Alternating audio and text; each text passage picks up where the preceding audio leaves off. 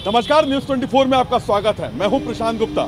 इस समय हम लोग मौजूद हैं मेरठ में, पश्चिमी उत्तर प्रदेश का मेरठ जिला। मेरठ लोकसभा सीट वैसे तो बीजेपी का गढ़ मानी जाती है। पिछले 6 चुनावों में बीजेपी 5 बार यहां पर काबिज रही है। महज एक बार बीएसपी यहां पर अपनी साख बचा पाई थी, लेकिन इस बार सपा, बसपा और आरएलडी मिल के लड़ रही हैं। ऐसे में बीजेपी को कितनी बड़ी टक्कर मिलेगी, क्या होगा यहाँ पर, कैसे हैं यहाँ के नेता और प्रत्याशी, ये जानने के लिए हम लोग हैं इस समय मेरठ की जनता के बीच में और उन्हीं से जानते हैं कि क्या सोचते हैं वो, क्या मुद्दे हैं उनके और किस तरह से देखते हैं यहाँ के प्रत्याशियों को। जो प्रत्याशी यहाँ पर खड़े हुए हैं, बीजेपी के मौजूदा सांसद को टिकट मिला है, इसके अलावा महागठबंधन से हाजी याकूब हैं। किस तरह से देखते हैं यहाँ के प्रत्याशियों को आप? सबसे पहले मैं बता देता हूँ, आप लोग कैंट में खड़े हैं, आप लोग कैंट में घूम भी रहे हैं। जैसा हमारा कैंट है, अगर हमारा पूरा ऐसा मेरठ शहर हो जाए तो बहुत ही अच्छी बात होगी, क्योंकि कैंट जिसे कहते हैं चमन है हमारा। और अगर आप उधर जाएंगे, आप मलिन बस्तियों में जाएंगे तो वहाँ लोग वहाँ बहुत परेशान हैं, बुरी हालात हैं उनकी। कैंडिडेट कैसा ही हो, कैंडिडेट ऐसा हो जो विकास करे, जात पात की बात ना करे, सिर्फ और सिर्फ हमें विकास चाहिए। और मैं समझता हूँ जहाँ तक भी वोट, इस बार भी वोट मिलेगा, विकास के नाम पे वोट मिलेगा। विकास के नाम पे क्या आपको लगता है कि मेरठ के अंदर विकास हुआ पिछले 5 सालों में? हाँ, विकास पूरी तरीके से हुआ है। कल ही मैंने थोड़े से अखबारों की वो देख रहा था, हमारे घर में जो अखबार पड़े हुए थे उनको जब मैं निकालने लगा तो बेचने की बात आई, तो उसमें मैंने देखा कि हमारे सांसद ने जो काम कराए हैं 70,000 करोड़ के काम उनके 5 साल के हुए हैं, जबकि दूसरे जो हमारे आसपास के क्षेत्रों के काम हैं वो मात्र किसी ने 2,000, किसी ने 2,500, किसी ने 3,000 करोड़ के काम कराए हैं। क्या वजह क्या है, मैं समझ में नहीं आता मेरे कि 5 बार लगातार यहाँ से, 3 बार पहले बीजेपी के सांसद रहे, उसका बीएसपी एक बार कब्जा करी और 2 बार से मौजूदा सांसद, पहले तो सिटिंग एमपी है। क्या वजह क्या है, मेरठ से बीजेपी का गढ़ क्यों कहा जाता है? बीजेपी का गढ़ इसलिए कहा जाता है क्योंकि बीजेपी के कार्यकर्ता, भले ही उनका जो है स्वभाव में कुछ हो सकता है, तलखी हो सकती है, लेकिन जहां काम का मामला आता है वो काम के मामले में सबसे ज़्यादा है। और अगर उनके काम की मैंने इस प्रकार से निकाल रहा था, आप तो लिस्ट लेके बैठे हुए, ऐसा लग रहा है जैसे बीजेपी के कार्यकर्ता तो नहीं है क्या? मैं बीजेपी का कार्यकर्ता बिल्कुल नहीं हूँ, मैं तो सामान्य रूप से वैसे ही कार्यकर्ता हूँ। मैं बैठ करके निकाल रहा था तो उस हिसाब से मैंने देखा कि किस प्रकार से कौन से काम कहाँ कहाँ हुए हैं। जैसे अच्छा, ये बताइए, इस बार जो महागठबंधन के प्रत्याशी खड़े हुए हैं हाजी याकूब, क्या लगता है कितनी बड़ी टक्कर बीजेपी के लिए? हाजी याकूब की जो क्योंकि मुसलमान काफ़ी है यहाँ पे, दलित काफ़ी है, 4 लाख के आसपास दलित है, 5.5 लाख के आसपास मुस्लिम मतदाता है यहाँ पर, 18.5 लाख की ये पूरी लोकसभा सीट है। ऐसे में कितना बड़ा नुकसान बीजेपी को डेंट लग सकता है? देखिए जी, इस तरीके तो अभी क्या नहीं कह सकते कि कितना दंड लग सकता है, लेकिन दंड लगना, टक्कर जो है बिल्कुल एकदम कांटे की है। दोनों टक्कर बराबर की हैं और मुस्लिम प्रत्याशी भी बहुत होने की वजह से और दलित प्रत्याशी भी बहुत होने की वजह से बिल्कुल कांटे की टक्कर है। बिल्कुल कांटे की टक्कर है। हमारे कुछ मुस्लिम भाई भी यहाँ पे खड़े हुए हैं, किस तरह से देखते हैं आप इस बार लोकसभा को? क्या 2013 के जो दंगे थे उनकी आंच 2014 में दिखाई पड़ी थी, वोट का पोलराइजेशन हुआ था, क्या 2019 में ये स्थिति बनेगी?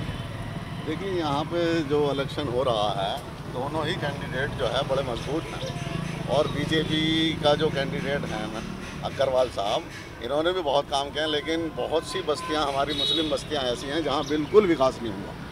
क्या चाहते हैं इस बार बदलाव हो?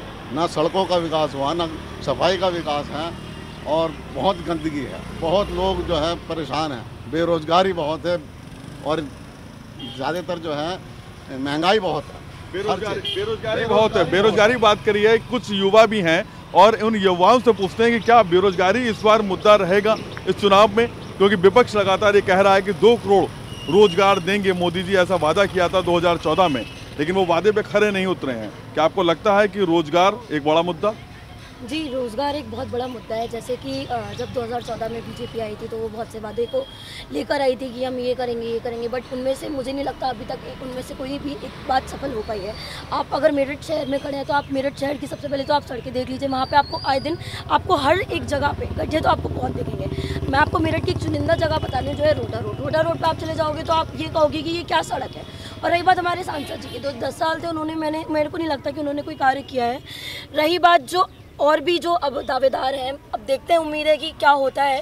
और रही बात महिला उत्पीड़न पे, मुझे नहीं लगता कि कुछ चीज़ हुई है, जो पहले था वो अब भी वैसे ही है। महिला उत्पीड़न एक बहुत बड़ा मुद्दा है, लॉ एंड ऑर्डर। क्या आपको लगता है कि प्रदेश में जब बीजेपी की सरकार आई 2017 में, उसके बाद से कुछ बदलाव आए हैं? क्योंकि योगी सरकार में बहुत एनकाउंटर हुए, कई सवालिया निशान भी लगे। ऐसे में आपको लगता है कि जो लॉ एंड ऑर्डर की सिचुएशन थी वो बहुत हद तक संभली है या अभी भी वैसी है? देखिए, अगर मैं इस बात के लिए कहूँ तो पहले भी जब अखिलेश सरकार थी तब भी मुझे वो सिचुएशंस वैसी ही लगती थी, लेकिन जब योगी सरकार आई तो स्टार्टिंग में लगा कि हाँ कुछ होगा, और वो हुआ भी था, ऐसा नहीं है, स्टार्टिंग हुई थी। लेकिन उसके बाद से जैसे आप 100 की बात करेंगे या महिलाओं के लिए जो एंटी रोमियो स्क्वाड थी वो सब चीज़ें गायब होती चलेगी धीरे धीरे। लेकिन हमें लग रहा था कि ये होगा, लेकिन ऐसा नहीं है। पहले से क्राइम कम हुआ है, लेकिन आपराधिक मामले जो है महिलाओं के संबंधित वो तो बहुत ज़्यादा बढ़ते जा रहे हैं। इस बार विपक्ष कांग्रेस ने एक स्कीम लेकर आए हैं, 72,000 रुपये वो सालाना देंगे उन गरीब परिवारों को जिनकी आय महीने की 6,000 रुपये है या उससे कम है। क्या लगता है ये गेम चेंजर स्कीम हो सकती है? नहीं, जनता इनके बहकावे में बिल्कुल नहीं आने वाली। सबसे पहला तो मेरा स्पष्ट सवाल ये है राहुल गांधी जी से कि वो इतने पैसे का अरेंजमेंट कहाँ से करेंगे। ये जो बजट है ये मैंने हिसाब लगा के देखा तो 36 लाख करोड़ रुपए का बजट है, जो हमारे रक्षा बजट से भी ज़्यादा का बैठता है। तो सबसे पहले तो वो ये बताएं कि हम इसका अरेंजमेंट इस तरह से करेंगे। ये तो जनता को बहकाने का एक छलावा है जो उन्होंने दे दिया है, और जनता इस बहकावे में बिल्कुल नहीं आने वाली है। बीजेपी की स्पष्ट सरकार बनने वाली है। बीजेपी की स्पष्ट सरकार बनने वाली है। पश्चिमी उत्तर प्रदेश में वोट का पोलराइजेशन हुआ था 2014 में, और तमाम जितनी सीटें थी, चाहे वो जाटलैंड की हो, चाहे वो गन्ना बेल्ट हो, उन तमाम जगहों पर बीजेपी ने क्लीन स्वीप किया। क्या स्थिति लगती है इस बार, क्या वैसी स्थिति बनेगी? मेरे को ऐसा लगता है, पहली बात, मेरा नाम मयंक वर्मा है, मैं एक सामाजिक संस्था से हूँ। मुझे जहाँ तक आपने जो सवाल किया है, जो प्रश्न किया है, मुझे जहाँ तक लगता है कि इस समय हर वर्ग के, हर गरीब तबके के लोगों को लेकर बीजेपी साथ में चल रही है और हर वर्ग के आदमी को ध्यान में रखते हुए काम कर भी रही है। निश्चित रूप से आपने जाट बेल्ट की बात करी है तो जाट आज सबसे ज़्यादा भारतीय जनता पार्टी के साथ है। और अगर आप नीचे तबके की बात करें, चाहे वो हमारा एससी समाज हो, ओबीसी समाज हो, तो ओबीसी समाज दिल खोलकर वोट करने की पूरी इच्छुक रखता है। और मुझे लगता है कहीं ना कहीं ये बदलाव बहुत बड़ा बदलाव है, अपने आप में बदलाव है। आपको लगता है कि इस बार वोट का पोलराइजेशन नहीं होगा, हिंदू मुस्लिम नहीं होगा, क्योंकि पिछली बार ऐसे ही हुआ था? क्या लगता है? इस बार ऐसा नहीं लगता कि कोई जाति धर्म के नाम से उठकर ही वोट करेगा, लेकिन जहाँ तक हम इस बार का भारतीय जनता पार्टी का ख्याल है तो ये नहीं लगता कि वो पीछे जाएंगे। उनकी बढ़त पूरी नज़र आ रही है इस बार भी। लेकिन कई बार सवाल उठते हैं बीजेपी के ऊपर कि वो वोट को पोलराइज करती है, ध्रुवीकरण करती है, और इस तरीके के मुद्दे बार बार उठते हैं। 2013 को बार बार दोहराया जा रहा है इस बार भी। क्यों ऐसा क्यों हो रहा है? क्या कहीं कुछ संभावनाएं, क्या आपको लोगों को लगता है कि पहले चरण के बाद कुछ चीज़ें ऐसी बदल सकती हैं? ऐसा है कि दंगा जो हुआ था वो मुजफ्फरनगर में हुआ था और वो मेरठ सीट से लगा हुआ है, और उस दंगे का फ़ायदा बीजेपी ने 2014 में उठाया था। उसी को ये दोबारा करना चाहते हैं ताकि उसका फ़ायदा उठे। लेकिन बीजेपी का जो रुख है, जो काम चल रहा है जनता के बीच में, वो बहुत पीछे है। बीजेपी कोई काम नहीं करती, सिवाय झूठ के अलावा कोई इनके पास कोई और काम नहीं है। वो झूठ के अलावा कोई काम नहीं, हर मामले में झूठ है इनके पास। जैसे कि आज मोदी जी कह के गए हैं कि महंगाई की दर जो है पिछले 10 साल में सबसे कम है। महंगाई की दर आज 10% भी कम नहीं है, बल्कि आटा 36 रुपये किलो बिक रहा है, पेट्रोल 86 रुपये किलो लीटर बिक रहा है। हर मामले में झूठ है इनका, हर मामले में झूठ है। मेरठ में मोदी जी ने 2014 में अपना चुनावी समर की शुरुआत की थी मेरठ में, और उसके बाद 2019 से भी मेरठ में ही शुरुआत की मोदी जी ने। लेकिन जो भीड़, जो उस समय क्राउड आया था, वो क्राउड 2019 की सभा में नहीं दिखा। क्या लगता है कि मोदी जी का जो जादू है वो पश्चिमी उत्तर प्रदेश में कम हो रहा है? मोदी जी ने बहुत विकास किया है, और महिलाओं के लिए तो उन्होंने बहुत कुछ किया है। छोटे छोटे लघु उद्योग के द्वारा उन्होंने महिलाओं का बहुत आत्मसम्मान बढ़ाया है और बहुत ही दिशा में सक्षम बनाया है। इसलिए मोदी जी को भीड़ दिखे ना दिखे, लेकिन ये है कि मोदी जी सक्षम हैं और सक्षम रहेंगे, और वो कार्य कर रहे हैं। भले भीड़ ना आई हो, क्योंकि जब हमें याद है 2014 में जब हम लोग गए थे, मैं खुद गया था वहाँ कवर करने के लिए। उस दौरान में मैं पूछूंगा, वही मैं जानना चाह रहा हूँ, वो मैं समझना चाह रहा हूँ कि 2.5 से 3 लाख की भीड़ थी। लेकिन जब 2019 में मोदी जी ने ये आगाज किया चुनावी समर का, तो वहाँ पे भीड़ 50,000 भी मुश्किल से नहीं थी। क्या वजह रही कि 25% से भी नीचे भीड़ चली? मेरा मानना यह है कि समाज इनकी भेड़ा चालों को समझ रहा है, क्योंकि आज चाहे वो कांग्रेस हो, बसपा हो, बीजेपी भी हो, कोई भी हो, नेशनल और लोकल जो मुद्दे हैं वो नाग्य हैं, उनके कोई नहीं सोच रहा है। युवा बेरोजगार है तो है। सपोज कीजिए पिछला जुमला आया था कि 15 लाख का, आज जुमला आया 75,000 का, तो इन 75,000 से कभी समाज का भला नहीं हो रहा। आप भिखारी बना रहे हैं। मैं कहता हूँ लघु और सीमांत उद्योग धंधे डेवलप कीजिए, जब आदमी लघु और सीमांत धंधे करेगा, कारोबार करेगा, तो वो एक तरह से पूजा की तरह करेगा। मोदी जी तो कह रहे हैं कि उन्होंने विकास होगा, नहीं मोदी हुआ। जी तो कह रहे हैं कि मुद्रा स्कीम उन्होंने लागू की थी, उन्होंने स्वरोजगार उत्पन्न करने के लिए कई लोगों को उन्होंने पैसे दिए।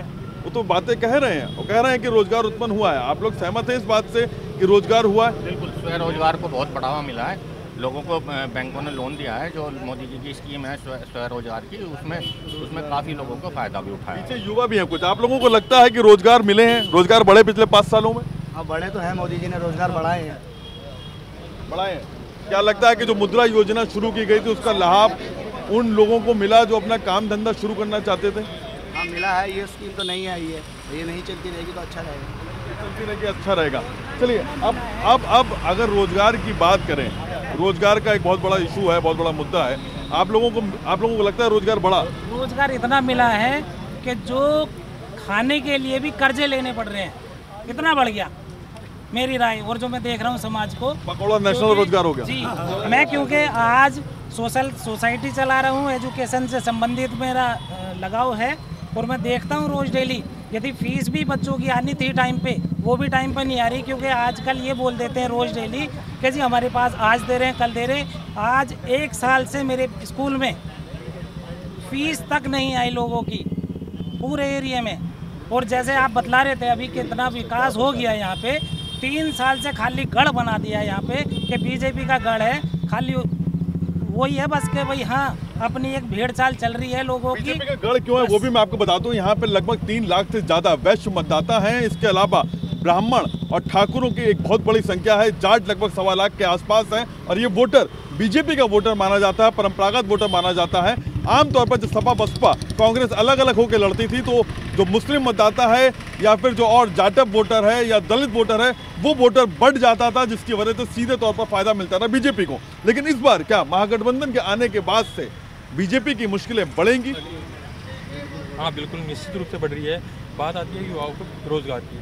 युवाओं की रोजगार का एक छोटा एग्जाम्पल मैं आपको बताना चाहूँगा कि लखनऊ सचिवालय में 67 वैकेंसी निकली गई थी, जिसमें आवेदन करने वाले 93,000 आवेदक किए गए थे, जिसमें उनकी वेरिफिकेशन करने के बाद ये पता चलता था कि 8वीं पास या 10वीं पास की वैकेंसी के लिए PhD धारी तक ने आवेदन किया था, जिसमें 3700 PhD धारी थे। इसका मतलब क्या है कि 67 वैकेंसी के लिए 93,000 आवेदन करना, जो बेरोजगारी का एक बहुत बड़ी बानगी देता है। इसके अलावा जब रेलवे की वैकेंसी निकलती है, जो लगभग 72,000 थी, जिसमें 2.5 करोड़ लोगों ने आवेदन किया। इसका मतलब ये है कि ऑस्ट्रेलिया की पॉपुलेशन 2.5 करोड़ है, और यहाँ पर 2.5 करोड़ लोग रेलवे के लिए आवेदन कर रहे हैं। बेरोजगारी बहुत है, बेरोजगारी बहुत है। बेरोजगारी के मामले में मैं कहना चाहूँगा कि बेरोजगारी में अगर आप अपनी गली में हैं, आप अपनी गली में इस चारों तरफ 3 तरफ में आप चले जाइए, तो आपको कोई भी परिवार ऐसा नहीं मिलेगा जिसमें कोई भी बच्चा बेरोजगार हो, भले ही वो उनकी कम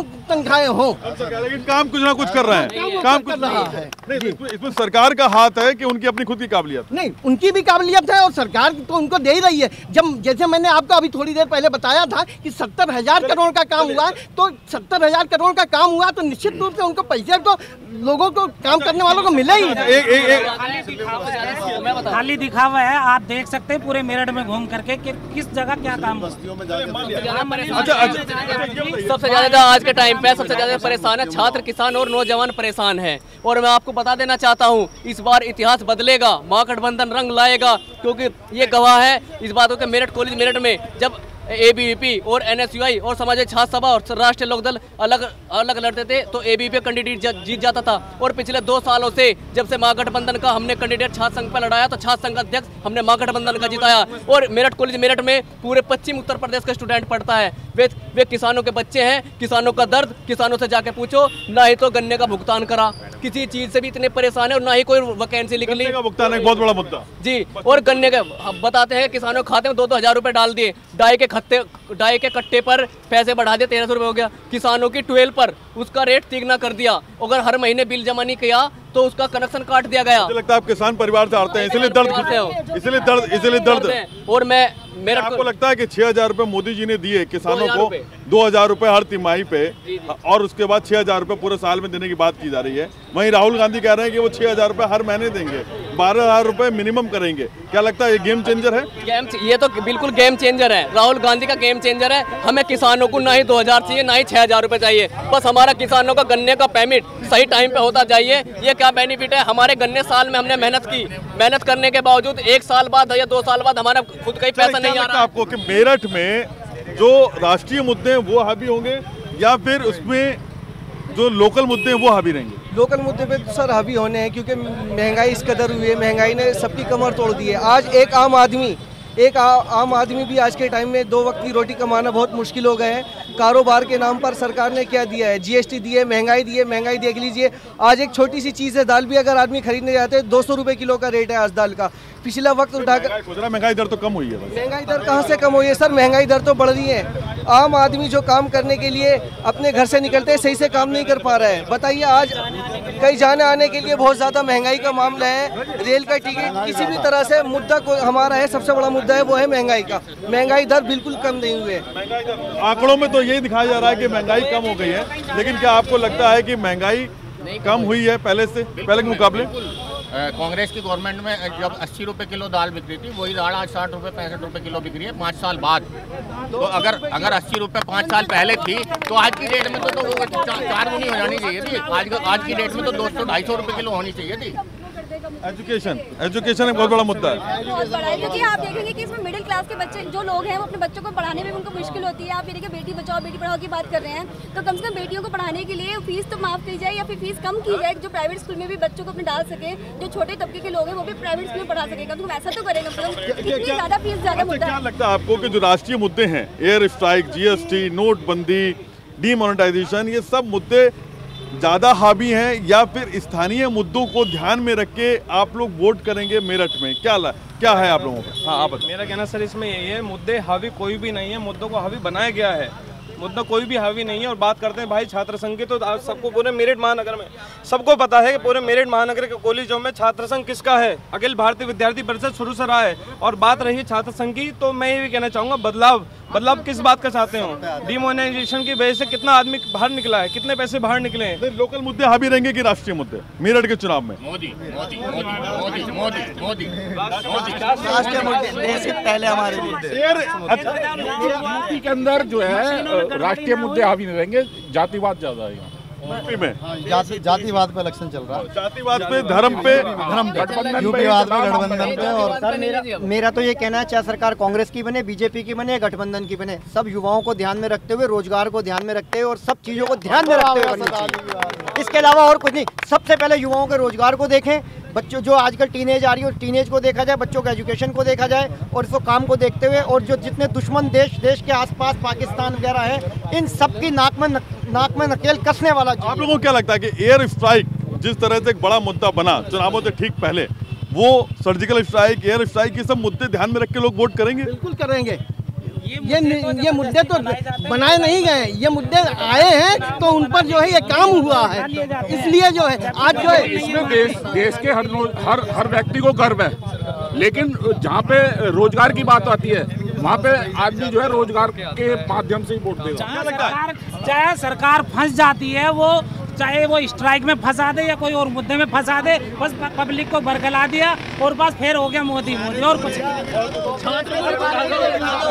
सारे चोर एक जगह बिठा दो और बढ़िया आदमी हटा दो, है ना? सारे चोर एक जगह बिठा दो, बाकी हटा दो, सब अपना घर भरेंगे, हमारा घर कोई नहीं भरेगा। क्यों नहीं होता था कांग्रेस सरकार में स्ट्राइक? क्यों नहीं होता था? देखिए ऐसा है, आप जहाँ खड़े हैं कैंट में खड़े हैं, मोदी भक्त तो होते हैं ही, मोदी भक्त कुछ यहाँ पर ज्यादा है और विकास भी हुआ है। मोदी जी ने विकास भी किया है, लेकिन कहावत सुनिए, केक कटेगा सब में बटेगा, यहाँ केक कटेगा अपने अपनों में बटेगा। यहाँ मोदी जी ने ये किया है। तो आपको लगता है कि विकास जो है वो सबका विकास सबका साथ का नारा था, वो पूरी तरह से साफ नहीं हुआ? हम एक सामाजिक स्तर पे काम करते हैं, एक समाज सेवी हैं, और एक समाज सेवी होने के नाते जो देश में बदलाव हुआ है वो हमने बड़ी गहराई से महसूस किया और महसूस करने के बाद भी आज हम अपनी जुबान पे बोल रहे हैं इस चीज़ को। बदलाव महसूस हुआ है। बहुत बड़े अर्थव्यवस्था को व्यवस्था में लाने के लिए समय लगता है और समय लगेगा जब भी काम होगा, ऐसे नहीं होगा। मोदी जी ने जो मुद्दे उठाए हैं, जो मुद्दों पे काम किया है, अब मैं राष्ट्रीय स्तर की बात करूंगा तो वो कहीं ना कहीं कामयाब है, और कहीं सबसे पहले तो सरकार रही है, छात्रों की टाइम से पहले स्कॉलरशिप आती थी, लेकिन कॉलेजों में जाकर देखो किसी भी छात्र की स्कॉलरशिप नहीं आ रही है। और कॉलेज वाले इतने हावी हो रहे हैं, छात्रों का इतना शोषण कर रहे हैं कि टाइम से पहले फीस मांगते हैं, पहले कहते हैं आपकी स्कॉलरशिप आएगी। और मौजूदा सरकार ने सरकार बनाने से पहले ये वादा किया था कि अगर हमारी यूपी में के अंदर सरकार आती है तो लड़कियों के लिए और लड़कियों के लिए हम ग्रेजुएशन तक बिल्कुल फ्री पढ़ाई देंगे। क्या दी? पढ़ाई का मुद्दा, रोजगार का मुद्दा, इसके अलावा राष्ट्रीय मुद्दे, कई मुद्दे हैं जो मेरठ की जनता के बीच में हैं। लेकिन क्या इन मुद्दों के आधार पे ही चुनाव होगा या फिर जाति और धर्म के आधार पर बंटकर फिर लोग वोट करेंगे, या फिर राजनीतिक दल उस जाति और धर्म को आधार बनाकर वोट की गिनती करेगी, वोट का बंटवारा करेगी या फिर ध्रुवीकरण करेगी। 11 अप्रैल को चुनाव होने हैं, देखना दिलचस्प होगा कि बीजेपी के इस मेरठ गढ़ पर क्या महागठबंधन सेंध लगा पाएगा। मेरठ से चर्चा में सिर्फ इतना ही, बाकी देश और दुनिया की खबरों के लिए देखते रहिए आप न्यूज़ 24।